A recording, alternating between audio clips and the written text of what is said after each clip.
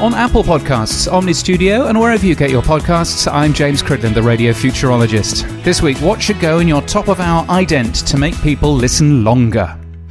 I spoke to a set of students the other day. I was in my office in Brisbane.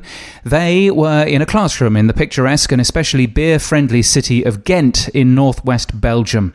And I spoke, among other things, how multi-platform radio is getting, and as ever, it was quite a surprise. As one example, in the UK, only about half of all radio listening is to AM/FM radio. The rest is to radio on other platforms, DAB, online, or through the telly.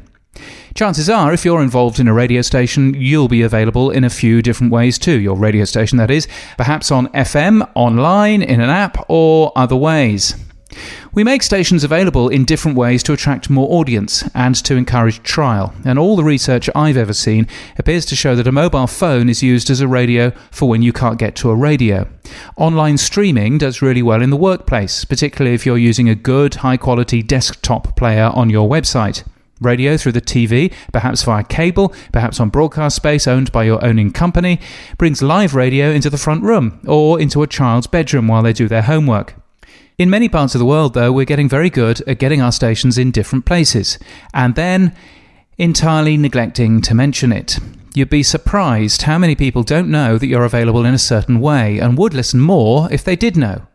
If you hide in an electronics showroom in a DAB country like the UK or Australia, you will hear people asking whether this digital radio will pick up their favourite radio station. And if they don't know that, you have a problem.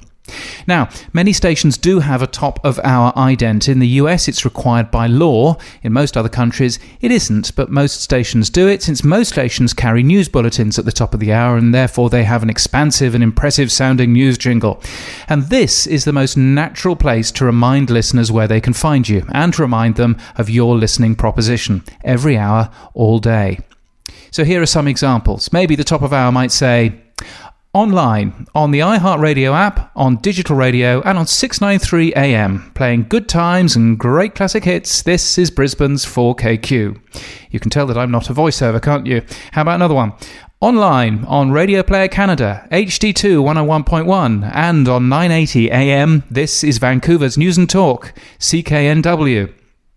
That'll scare Larry. And here's one more.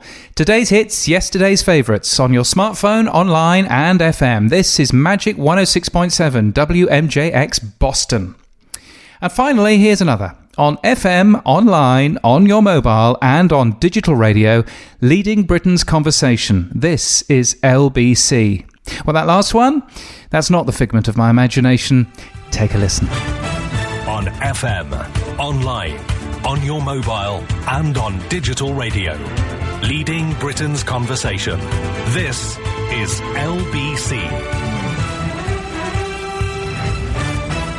That radio station has idented itself and has done so consistently for over 10 years like that. And if you wanted to know whether it has any effect on their audience figures, well, it's just posted its highest audience figures again. And it's done that, by the way, consistently over the last 2 years.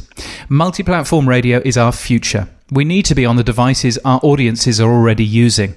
A group of students in Belgium will certainly tell you how they listen and on what platform. And chances are it's not just FM.